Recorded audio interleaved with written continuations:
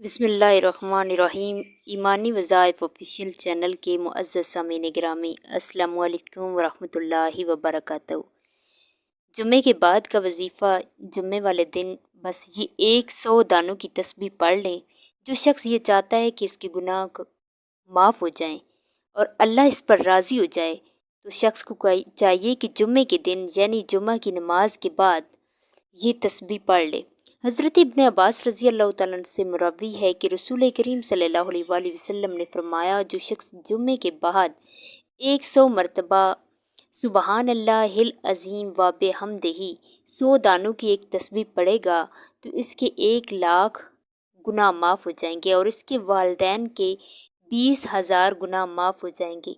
नाज़रीन गिरामी, जो शख्स ये चाहता है कि इसके गुनाह माफ़ हो जाएं, तो उसको चाहिए कि जुम्मे वाले दिन सिर्फ 100 दानों की जुम्मे की नमाज के बाद ये तस्बीह पढ़ ले।